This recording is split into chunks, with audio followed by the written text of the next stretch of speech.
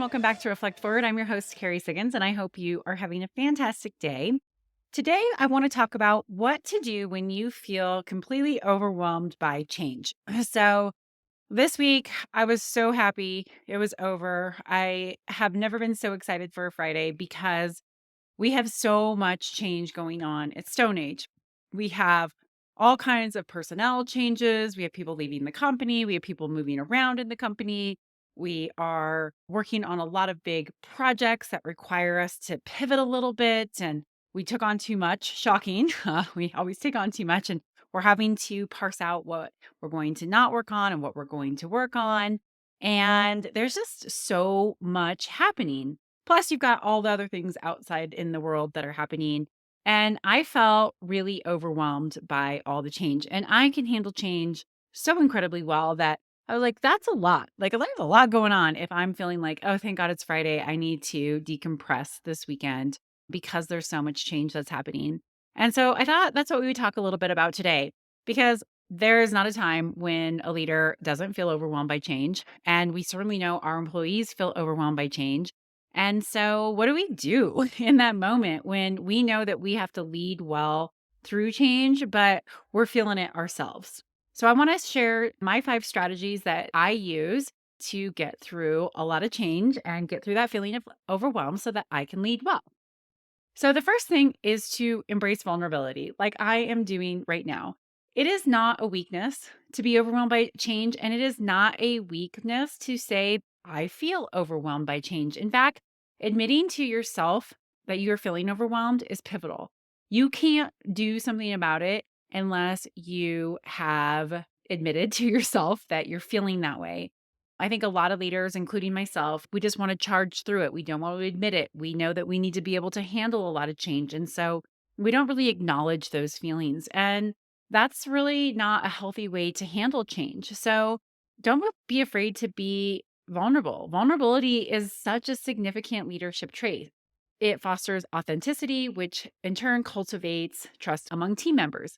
And this is really what I experienced this week when I admitted that I was feeling overwhelmed by change. In fact, I was talking to my head of sales and he said, oh man, KP, I'm really tapped out. And so I talked to him about how he was feeling. And I said, you know what? I feel the same way. There's a lot that has happened in these last 2 weeks. And man, it's just really tough. And he said, oh, good. I'm so glad I'm not the only one feeling this way. And so we could laugh a little bit about it. And we talked about how we were going to work through the change and work through how we were feeling over the next couple of weeks and agreed that we were going to check in on each other to make sure that we were leading well and that if we needed to adjust some things, we could do that. Well, if I wouldn't have been open and honest about it, he might have been feeling like I'm the only one who's going through this. And so, because I was honest about the challenges I was feeling about navigating change, it really opened up the conversation for us to be able to problem solve and to figure out how we would work through it together. Now, nothing changed about the change, but I know I certainly felt better being able to say it to him. And I know that he felt better saying it to me. And it's really beneficial. So don't be afraid to admit it to yourself. Don't be afraid to admit it to your team.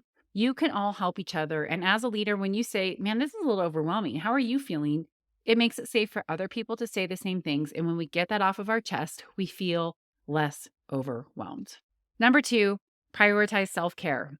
When you are going through significant change, we often neglect our well-being. I know that I've said, oh, I don't have time. I don't have time for that workout. I don't have time to meditate. I need to work late, so I'm going to not get as much sleep. But I know every time that I deprioritize self-care, I actually wind up feeling a lot worse. And you really need to think about your overall well-being because when you are taking care of yourself and you're in a better place, you're going to be much more resilient, much better able to manage what's thrown at you in a better mood, even because you're going to need that to make sure that you help your employees transition through whatever change is happening. You know my saying, self-care is not a luxury, it is a discipline, and that is true. So make sure that you're getting enough sleep. Make sure that you are eating well, drinking water, getting some exercise, even if it's just going out for a quick walk, taking some deep breaths if you don't have time to meditate, although I'm a huge believer in meditating. Prioritize your self-care and just remember that when you're well rested and you're mentally sharp, you're going to be so much better equipped to be able to handle the challenges that change brings, and make strategic decisions and be there for your team who are most likely struggling through the same thing that you are. Number three, seek diverse perspectives. Change is a lot and change is complex and it's multifaceted, and it often requires one viewpoint to fully understand.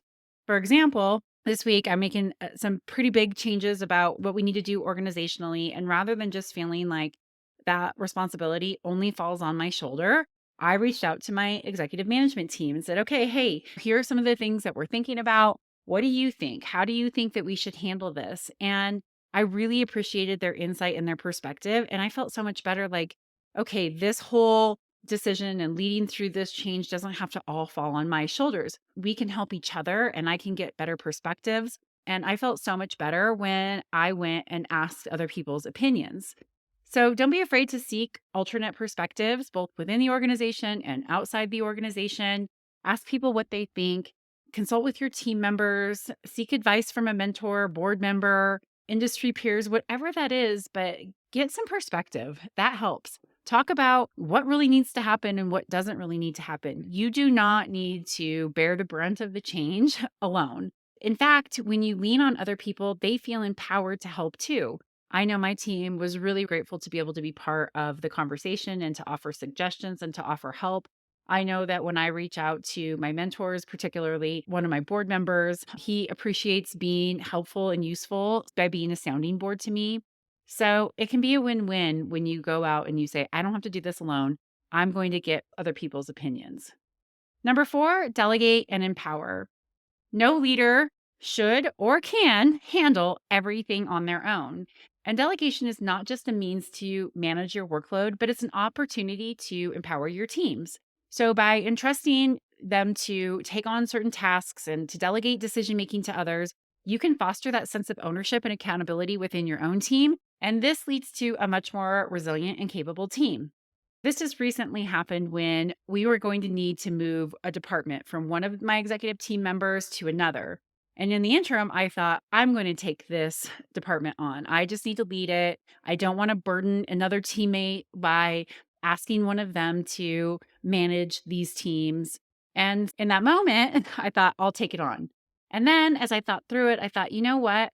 I really need to delegate this. I am not in a position as a CEO to be managing these teams at the level that they need. They need somebody who's going to really be able to dig into the details and prioritize. So I reached out to another one of my executive team members who I knew would be able to take on these two teams. And I asked him if he would help me. And he said, absolutely. I am happy to do it. And he jumped right in, and the teams are doing really great. And he feels empowered. He's taking more on. He's learning new things because of my ability to delegate to him. This was a better situation. Now, I have to make sure that I'm not burning him out, but it was completely overwhelming for me to think about how am I going to take on these two teams and lead this company with everything else that I have on my plate. And so it helped me manage that overwhelm that I was feeling. And now I can just focus on helping my executive team member who is managing these teams, help him do a really good job of leading, of solving problems. I'm digging into it with them. We even created an ownership group around these teams so that I can help lead the strategy, but I don't have to get into the day to day. So be creative. That doesn't have to just fall on you. You can delegate, you can empower your team, and it builds a more resilient and capable team. And it gives you the ability to manage that overwhelm a little bit better. And then finally, give it time. Nothing is permanent. Nothing in life is permanent. And I know it might feel that way. And when you're super stressed, it's hard to see how you're going to get yourself out of it. But time fixes all. And adapting to change is not an overnight process. It requires patience and perseverance. So give it time. It will feel better in a week or two. Just like I was telling you the story about talking to my head of sales and both of us feeling overwhelmed. We said literally in 2 weeks, we're going to be through a lot of this change and things are going to be better. Let's just give it time. When you're going through a big organizational change, like you're not just going to be able to flip that switch. It does require patience. It requires that perspective. Nothing is permanent. We are going to get through this. This too shall pass. Let's not make sure that we lose our minds right now because Things are going to be better as we absorb the change, as we understand the changes, we implement the changes effectively. And I think it's really important to remember that negative things can happen when we try to rush through change. It can cause us to show up in ways that we don't want to. When we're feeling overwhelmed and panicking, instead of giving ourselves time, like, I'm going to go home and sleep on this, we might go and dive into a conversation and we're not in a good headspace and we could damage relationships. Rushing through change can lead to half-baked strategies. It can lead to burnout. Set realistic timeframes and milestones. Take a deep breath. It's always going to take longer than what you want it to. Get a good night's sleep and give yourself a break. Time does make things better. And when you take this more measured approach, this cool, calm, and collected approach by saying, hey, we're going to give it time. We're going to let this settle in. I'm going to give myself time to process it so that I can work through my overwhelm rather than just get consumed by it and stress myself out. You are going to be in such a much better place. Just remember, enduring change, it is a marathon. It is not a sprint. And if we remember that, we will get through it so much better.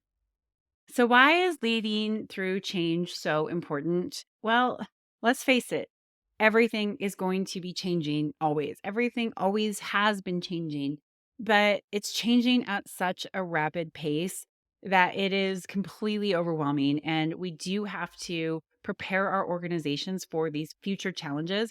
And we as leaders need to prepare ourselves. We need to effectively manage our overwhelm so that we can maintain that clarity and that focus, which is essential for good strategic planning, good decision making, and good execution. And when you lead through change well, it instills confidence and resilience in your team. And it matters not just for your organization, but for you personally. In fact, Forbes reports that 31% of CEOs actually lose their jobs for failing to manage organizational change well.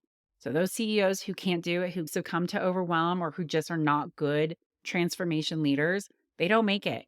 And I don't know what the statistics are for executives and for middle managers, but I'm sure that there's a high percentage of people who are let go because they cannot manage change well.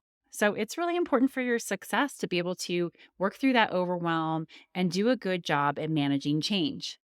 And we all know that when we're stressed out about it as leaders, our employees feel the same thing. A report by Gartner corroborates this when they say that an astonishing 73% of employees who are impacted by change report that they experience moderate to high levels of stress. And we all know that when you're stressed, it can lead to burnout, it can lead to dissatisfaction in your job and disengagement. So it's really important that we leaders manage our overwhelm and get through those icky feelings, work through them as quickly as possible while acknowledging them so that we can lead our employees well. So hopefully this inspires you to manage your overwhelm to change well. It's okay to be overwhelmed. We all get overwhelmed. But again, it's all in how we respond to it. How do we respond to our overwhelm? And that's what the ownership mindset is. It's being able to say, hey, I can admit that I'm overwhelmed. And now here are the things that I'm going to do about it. I'm going to make sure that I take care of myself. I'm going to seek diverse perspectives. I'm going to delegate and empower my team to help me through this. And I'm going to give it a little bit of time because I know in a couple days things are going to be better. All right, that's it for today. Hopefully this podcast inspired you to manage that change effectively. We're all going through it. It is not easy. And I hear you. I am right there with you if you're going through big changes and feeling it. It's okay. All right. With that, I'll leave you for next week. If you like this podcast, please go on to your favorite podcast platform and write a review. It is so helpful with the algorithms and it gets the word out there about this podcast. I really appreciate it. And if you're looking for more tips on how to self-lead, because really what this is all about is self-leadership, how you're managing your stress, your emotions, yourself, check out my book, The Ownership Mindset. You can find it on Amazon or my website, kerrysiggins.com. Thanks so much. Have a great day, and we'll see you next week.